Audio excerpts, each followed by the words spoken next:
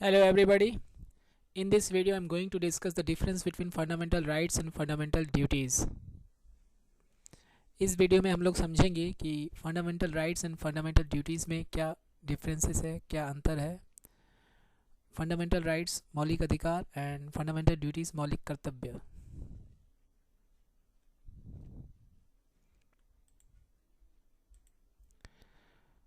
First, मौलिक अधिकार fundamental rights.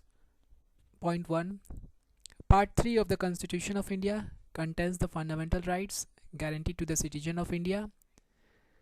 Constitution of India के पार्ट 3 में फंडामेंटल राइट्स दिया गया है।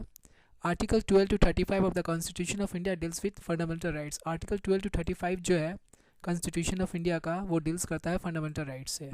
Okay, on the other hand article 51A contain in the part 4A of the Constitution of India deals with fundamental duties. Constitution of India के part 4A में जो article है, part 4A में only एक ही article है जो article 51A है, और ये आर्टिकल डील करता है फंडामेंटल ड्यूटीज से। Okay, fundamental rights was borrowed from the constitution of United state of America. ये जो फंडामेंटल राइट्स है इंडिया का, वो कहाँ से लिया गया है? ये वो यूनाइटेड स्टेट्स ऑफ अमेरिका के कॉन्स्टिट्यूशन से लिया गया है। Okay, on the other hand fundamental duties जो है वो फॉर्मर सोवियत यूनियन का जो कॉन्स्टिट्यूशन है वहाँ से लिया गया है। Okay, fundamental duties were taken from the constitution of the former Soviet union. Point 3, the fundamental rights are defined as the basic human rights of all citizen. Fundamental rights जो है वो क्या है? बेसिक ह्यूमन राइट्स है, means मौलिक अधिकार जो है वो क्या है? बेसिक ह्यूमन राइट्स है of all citizen. This rights define in part 3 of the constitution. इसे कॉन्स्टिट्यूशन के पार्ट 3 में डिफाइन किया गया है। Applied irrespective of race, place of birth, religion, caste, grade और gender.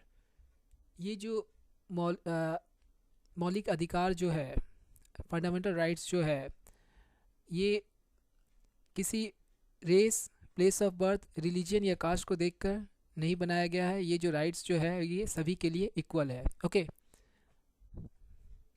On the other hand fundamental duties are defined as the moral obligations of all citizen to help promote a spirit of patriotism and to uphold the unity of India.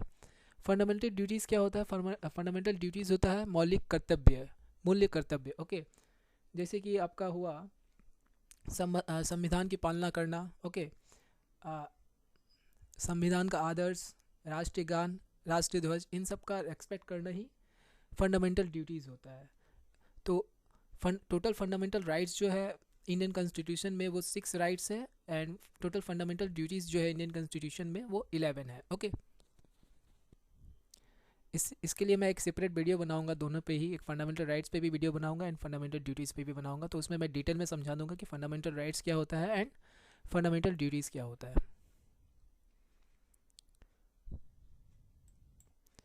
Fundamental rights are an integral part of the constitution. Fundamental rights जो है वो क्या है? वो integral part है constitution का, hence it can not be taken away.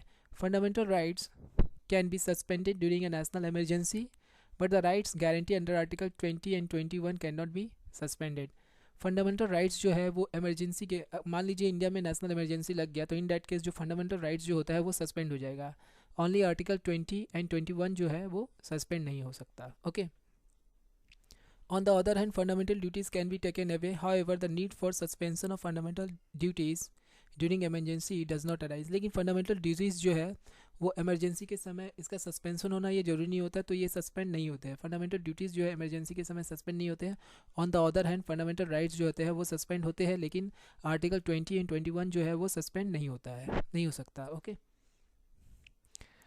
the fundamental rights are not absolute because they can be controlled and are subject to reasonable restrictions for the protection of general welfare. Fundamental rights जो है वो absolute नहीं होते हैं, क्योंकि they can be control, इसे control किया जा सकता है, and are subject to reasonable restriction, कुछ रिस्ट्रिक्शन के वजह से, for general welfare, welfare to for the state and welfare for the nation, कुछ रिस्ट्रिक्शन के वजह से फंडामेंटल राइट्स जो है वो एब्सोलूट नहीं है। But on the other hand fundamental duties जो क्या होते हैं ये एब्सोल्यूट इन नेचर होते हैं। 6 number point, not all the citizen of India can enjoy fundamental rights. India में जितने सारे सिटीजन है वो सभी फंडामेंटल राइट्स को एंजॉय नहीं करते हैं। Okay, absolutely.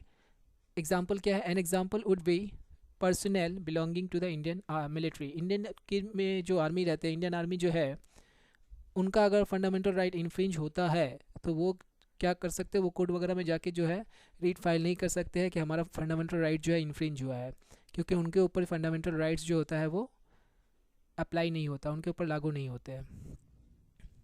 On the other hand fundamental duties are extended to all Indian citizen including personal belonging to Indian military. लेकिन जो फंडामेंटल ड्यूटीज़ है वो इंडियन के जितने भी सिटीजन है सब पे लागू होता है, इंक्लूडिंग जो इंडियन आर्मी है वो भी। मीन्स मौलिक कर्तव्य है वो सभी को निभाना पड़ेगा। जिनका कर्तव्य है, जो इंडिया में रह रहे हैं, चाहे वो सिटीजन हो या फिर मिलिट्री में सर्विस कर रहे हो, उनका जो कर्तव्य है उन्हें अपना पूरा करना होगा। ओके,